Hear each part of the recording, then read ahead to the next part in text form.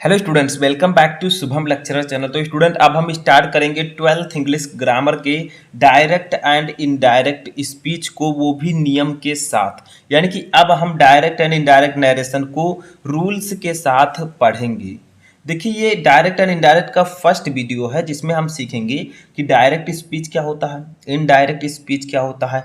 Direct speech to type के होते हैं, यानी कि इनके दो भाग होते हैं, एक रिपोर्टिंग वर्ब, एक रिपोर्टेड क्लॉज। ठीक है, तो इन सबको हम इस वीडियो में पढ़ने वाले हैं। देखिए, ये फर्स्ट वीडियो है डायरेक्ट एंड इनडायरेक्ट स्पीच का, जिसमें हम डायरेक्ट एंड इनडायरेक्ट स्पीच के बारे में जानेंगे। ऐसे ही डायरेक्ट एंड इनडायरेक्ट के पूरे वीडियोज मैं आपको प्रोवाइड कराऊंगा। तो फर्स्ट पार्ट है, तो इस वीडियो को ज़्यादा से ज़्यादा लाइक करें अगर आप लोग चाहते हैं कि मैं 12th इंग्लिश ग्रामर को रूल्स के साथ पढ़ाऊँ। ठीक है, क्वेश्चन तो मैं आपको रेगुलर प्रोवाइड कराता रहता हूँ, लेकिन रूल्स के साथ पढ़ाऊँ। तो इस वीडियो को ज़्यादा से ज़्यादा लाइक करें, कमेंट करके बताएं कि हाँ सर, हमें 12th इंग्लिश ग्रामर की तैयारी करवाइए। ठीक है, तो मैं आगे की वीडियोज भी आपके लिए रेगुलर बनाऊंगा। तो आप लोग कमेंट कीजिए, इस वीडियो को ज़्यादा से ज़्यादा लाइक कीजिए। देखिए, हम स्टार्ट करेंगे डायरेक्ट एंड इनडायरेक्ट स्पीच। तो डायरेक्ट एंड इनडायरेक्ट स्पीच का नाम है। तो सबसे पहले हमें ये जानना जरूरी है कि डायरेक्ट स्पीच क्या होता है और इनडायरेक्ट स्पीच क्या होता है। तो देखिए, किसी व्यक्ति द्वारा कही गई बात को हम दो प्रकार से व्यक्त कर सकते हैं। यानी कि मान लीजिए राम है ये, ठीक है, ये कौन है, ये राम है, ठीक है, और ये श्याम है, ये कौन है, ये श्याम है। ठीक है, तो यहां पर क्या कहा गया है, किसी व्यक्ति द्वारा कही गई बात को हम दो प्रकार से व्यक्त करते हैं। फर्स्ट हमारा है डायरेक्ट स्पीच, फर्स्ट है डायरेक्ट स्पीच। देखिए, मैं बेसिक से लेकर एडवांस तक सब कुछ बताऊंगा। डायरेक्ट स्पीच का मतलब होता है हिंदी में प्रत्यक्ष कथन, प्रत्यक्ष कथन। ठीक है, सेकंड आपका है इनडायरेक्ट स्पीच, इनडायरेक्ट स्पीच। ठीक है, इसको हम हिंदी में क्या कहेंगे बताइए, अप्रत्यक्ष कथन, अप्रत्यक्ष कथन। ठीक है, तो डायरेक्ट स्पीच का मतलब प्रत्यक्ष कथन, जो प्रत्यक्ष रूप से कहा जाए। जैसे मैं आपको कहूं, बोलने वाले व्यक्ति के शब्दों को बिल्कुल वैसे ही प्रस्तुत कर देना, ये डायरेक्ट स्पीच होता है। इनडायरेक्ट स्पीच में क्या होता है, बोलने वाले व्यक्ति के शब्दों को उस तरह ना बोलकर उस कथन को अपने शब्दों में प्रस्तुत करना। जैसे देखिए, एग्जाम्पल समझिए, ये राम है, ये श्याम है। अब राम और श्याम स्टूडेंट है, तो राम ने श्याम से कहा, ठीक है, श्याम ने राम से कहा कि मैं बीमार हूँ। ठीक है, राम ने श्याम से कहा मैं बीमार हूँ। तो देखिए, ये बंदा जान गया, श्याम जान गया कि राम बीमार है। अब ये जब अगले दिन स्कूल गया, ये देखिए श्याम अब स्कूल आ चुका है। ठीक है, तो क्या हुआ, इसके टीचर यहाँ पर मिले इसको, ये इसके टीचर हैं। ठीक है, अब क्या हुआ, पहले राम ने श्याम से कहा मैं बीमार हूँ। ठीक है, अब क्या हुआ, ये श्याम जो है ये अपने टीचर से राम की बात करता है। तो यहाँ पर क्या हुआ, राम ने श्याम से डायरेक्ट कहा, प्रत्यक्ष रूप से कहा कि मैं बीमार हूँ। ठीक है, अब क्या हुआ, इसी राम की बात को लेकर ये श्याम अपने टीचर के पास गया और इसने क्या कहा कि राम वह बीमार है। इस श्याम ने अपने टीचर से कहा कि राम बीमार है। तो देखिए, राम की बात को इसने अप्रत्यक्ष रूप से अपने टीचर के सामने प्रस्तुत किया। ठीक है, तो डायरेक्ट स्पीच का मतलब होता है कि प्रत्यक्ष रूप से अपनी बात को प्रस्तुत करना। इनडायरेक्ट स्पीच का मतलब होता है अप्रत्यक्ष रूप से, ठीक है, किसी की बात को। अभी मैं आगे आपको रूल्स के साथ पढ़ाऊंगा। तो देखिए, सबसे पहले हम बात करते हैं डायरेक्ट स्पीच होता क्या, प्रत्यक्ष कथन। अब यहाँ पर समझिए, ठीक है, वो तो एक एग्जाम्पल था। तो देखिए, यहाँ पर कुछ चीज़ें मैंने लिख रखी हैं, क्योंकि लिखना जरूरी है, तभी आपको समझ में आएगा। क्या कहा गया है कि जब किसी व्यक्ति द्वारा कही गई बात को अन्य व्यक्ति द्वारा वैसे ही प्रस्तुत किया जाता है। ठीक है, यानी कि किसी व्यक्ति द्वारा कही गई बात को दूसरे व्यक्ति द्वारा वैसे ही प्रस्तुत कर दिया जाए जैसे उसके द्वारा कही गई है, तो इस प्रकार कहने के ढंग को हम डायरेक्ट स्पीच कहते हैं।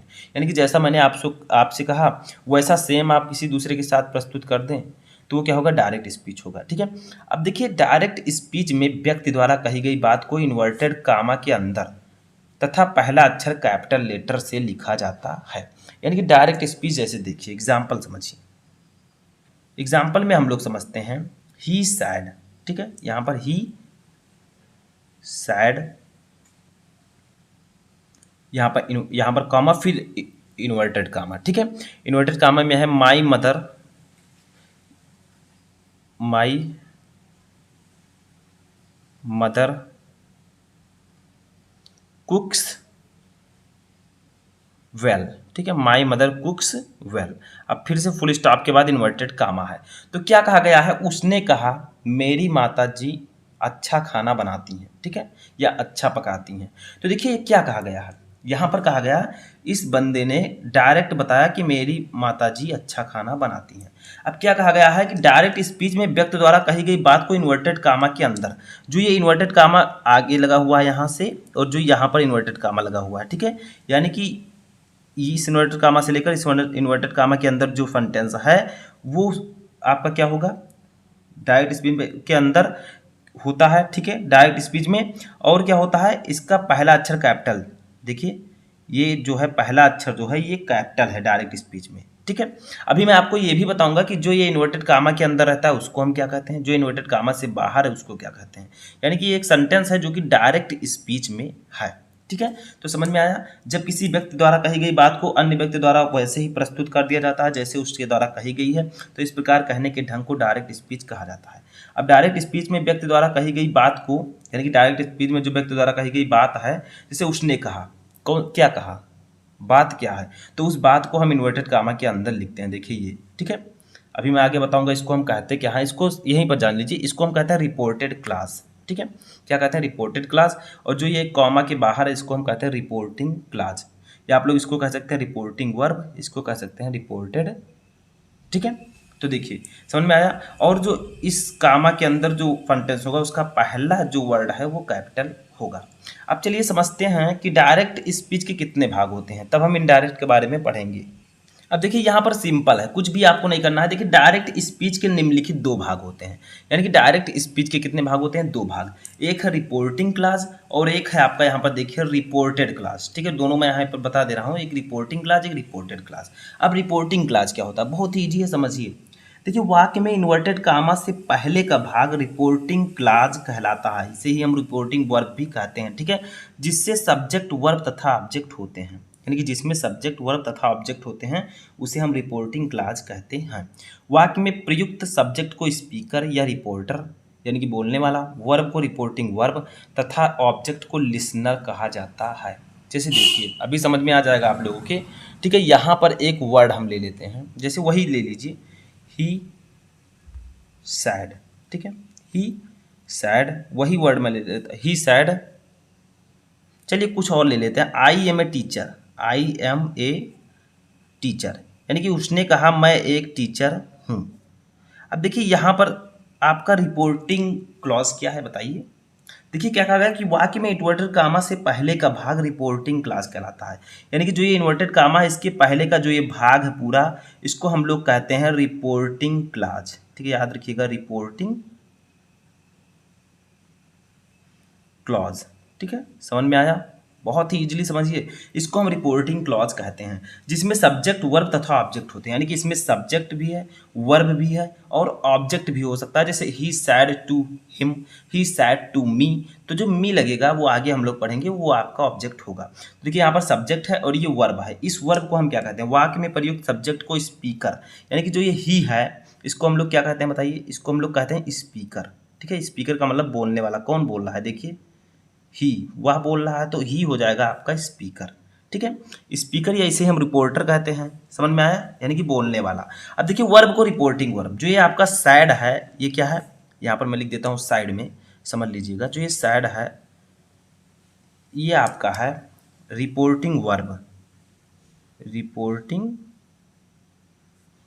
वर्ब, ठीक है। उसके बाद में देखिए समझ में आया, ये रिपोर्टिंग वर्ब है और ऑब्जेक्ट भी इसमें होते हैं। तो यही समझना था आपको कि रिपोर्टिंग क्लास क्या होता है, जो इन्वर्टेड कामा के पहले का भाग होता है उसे हम रिपोर्टिंग क्लास कहते हैं, ठीक है। जैसे he said I am a teacher, तो ये जो इन्वर्टेड कामा इसके पहले का भाग ही सैड है, ये क्या है आपका, ये है आपका रिपोर्टिंग क्लास। रिपोर्टिंग क्लास में सब्जेक्ट होता है जिसे हम स्पीकर कहते हैं, और ये वर्ब होता है जिसे हम रिपोर्टिंग वर्ब कहते हैं, और यहाँ पर ऑब्जेक्ट भी हो सकता है। जैसे देखिए एक सेंटेंस और समझिए, अभी समझ में आ जाएगा, इसके बारे में भी छोड़िए, अभी मैं आपको आगे बताऊंगा। देखिए दूसरा सेंटेंस यहाँ पर समझिए, ठीक है, ये दूसरा सेंटेंस है। जैसे देखिए सीता सैड टू मी, ठीक है, Sita said to me, she is a singer, she is a singer, ठीक है। यानी कि सीता ने मुझसे कहा वह एक सिंगर है, वह एक गायक है, ठीक है। तो यहाँ पर सीता सैड टू मी जो है ये पूरा है रिपोर्टिंग क्लास, ठीक है। जहाँ सीता क्या है, ये है स्पीकर या रिपोर्टर, सैड क्या है, ये है रिपोर्टिंग वर्ब। अब देखिए यहाँ पर मी आ गया, अब मी यहाँ पर है ऑब्जेक्ट, ठीक है। देखिए मी ऑब्जेक्ट को यानी कि लिसनर कहा जाता है। ये जो ऑब्जेक्ट है मी, ये क्या है, मी ऑब्जेक्ट है, ठीक है। और इसी को हम लोग लिसनर कहते हैं। देखिए Sita said to me, Sita ने मुझसे कहा, किससे कहा, मुझसे, तो मैं सुन रहा हूँ, तो मैं क्या हूँ, लिसनर हूँ, ठीक है। तो ये मी आपका ऑब्जेक्ट है। तो समझ में आया। रिपोर्टिंग वर्ब क्या है, रिपोर्टिंग क्लाज क्या है, रिपोर्टिंग क्लाज आपका ये है, कॉमा से, ये इन्वर्टेड कॉमा से पहले वाला भाग। इसमें क्या क्या होता है, इसमें आपका स्पीकर होते हैं, रिपोर्टिंग वर्ब होता है और ऑब्जेक्ट होता है, ठीक है। अब दूसरा टाइप जो है हमारा डायरेक्ट स्पीच का, वो है रिपोर्टेड क्लॉज। अब देखिए रिपोर्टेड क्लॉज क्या होता है, इसको समझिए। वाक्य में इन्वर्टेड कामा के अंदर का भाग रिपोर्टेड क्लॉज कहलाता है, जिसमें स्पीकर द्वारा कहा गया कथन होता है। जैसे देखिए, जैसे Mohan said to me I am a student, ठीक है, आई एम ए स्टूडेंट। अब देखिए यहाँ पर समझिए, जो आपका ये है, ये क्या है, इन्वर्टेड कामा है, यहाँ दो है, यहाँ है, ठीक है। तो ये जो आपका इन्वर्टेड कामा के अंदर का भाग है, इसे ही हम लोग क्या कहते हैं, रिपोर्टेड क्लॉज। इसे हम लोग कहते हैं रिपोर्टेड क्लॉज, ठीक है। तो यही आपका रिपोर्टेड क्लॉज है। तो रिपोर्टिंग वर्ब रिपोर्टेड क्लॉज आपको आई होप कि अच्छे से समझ में आ चुका होगा, ठीक है। तो इसमें होता क्या है, इसमें जो स्पीकर ने कहा, जो मोहन ने कहा है, उन बातों को इसमें रखा गया है, ठीक है। उन बातों को इसमें, वो बात इसमें होती है, ठीक है। तो Mohan said to me, Mohan ने मुझसे कहा मैं एक स्टूडेंट हूँ, मैं एक विद्यार्थी हूँ। तो किसने कहा, मोहन ने। तो जो स्पीकर द्वारा कहा गया है वो बातें हम रिपोर्टेड क्लास में रखते हैं, ठीक है। कहा गया कथन होता है, जो स्टेटमेंट उसने दिया है, तो ये आपका रिपोर्टेड क्लास हो जाएगा, ठीक है। तो अब इस सेंटेंस में समझिए क्या क्या है। ये एक डायरेक्ट स्पीच है, इसमें आपका मोहन है स्पीकर, ठीक है, या रिपोर्टर। सैड क्या है, सैड आपका है रिपोर्टिंग वर्ब, मी क्या है, ऑब्जेक्ट है, और आई एम ए स्टूडेंट ये आपका रिपोर्टेड क्लॉज है। समझ में आया। तो एक चीज़ आप समझ गए कि डायरेक्ट स्पीच क्या होता है, कितने भाग होते हैं, दो पार्ट्स होते हैं, रिपोर्टिंग क्लाज एक रिपोर्टेड क्लाज, ठीक है। समझ में आया। अब हम लोग देखते हैं अपना नेक्स्ट टॉपिक जो कि है इनडायरेक्ट स्पीच, क्योंकि डायरेक्ट स्पीच के बारे में हम लोग जाना, अब इनडायरेक्ट स्पीच को भी समझ लेते हैं। तो देखिए इनडायरेक्ट स्पीच को कुछ इस प्रकार से लिखते हैं। जैसे देखिए, जब किसी व्यक्ति द्वारा कही गई बात को कोई अन्य व्यक्ति उस तरह ना बोलकर अपने शब्दों में प्रस्तुत करता है, तो इस प्रकार कहने के ढंग को इनडायरेक्ट स्पीच कहते हैं। जैसे मैंने आपको बताया कि राम ने श्याम से कहा मैं बीमार हूँ। अब श्याम गया अपने टीचर से राम की बात अपने शब्दों में कहता है कि राम वह बीमार है, ठीक है। तो अपने शब्दों में कह रहा है, तो वही होगा इनडायरेक्ट स्पीच। इनडायरेक्ट स्पीच में इन्वर्टेड कामास का यूज नहीं किया जाता है, इससे यानी कि इसमें जो आपका रिपोर्टेड क्लास था वो इन्वर्टेड कामा में था, लेकिन यहाँ पर इन्वर्टेड कामा का यूज नहीं किया जाएगा, परंतु रिपोर्टेड क्लास से पहले कंजक्शन डैट का प्रयोग किया जाएगा, यानी कि उन इन्वर्टेड कामा को हटाकर डैट का यूज किया जाता है। जैसे देखिए ये एक डायरेक्ट स्पीच है, ठीक है। राहुल सैड, एग्जाम्पल समझिए, राहुल सैड टू शिवम, ठीक है। Rahul said to Shivam I eat an apple, ठीक है। आई ईट एन एप्पल, यानी कि राहुल ने शिवम से कहा मैं एक एप्पल खाता हूँ, ठीक है, यानी कि मैंने एक एप्पल खाया, सॉरी मैं एक एप्पल खाता हूँ, ठीक है। तो देखिए यहाँ पर क्या है, ये आपका प्रेजेंट इंडेफिनिट टेंस है। समझ में आया। तो देखिए राहुल सैड टू शिवम, अब ये आपका रिपोर्टिंग वर्ब है, ये आपका रिपोर्टेड क्लॉज है, ये तो पता है, लेकिन ये तो डायरेक्ट स्पीच हो गया। ये आपका क्या है, ये आपका जो है वो है डायरेक्ट स्पीच, डायरेक्ट स्पीच, ठीक है। बट हमें इसे करना क्या है, हमें इसे कन्वर्ट करना है इनडायरेक्ट स्पीच में, क्योंकि हम इनडायरेक्ट स्पीच की बात कर रहे हैं।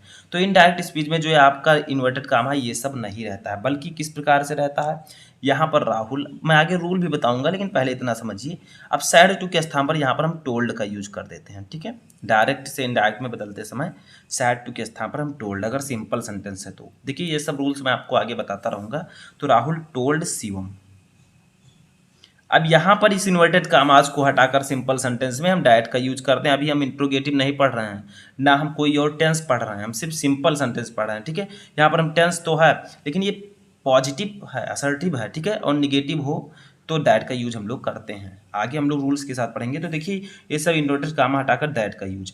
अब आई ईट एन एप्पल, मैं एप्पल खाता हूँ।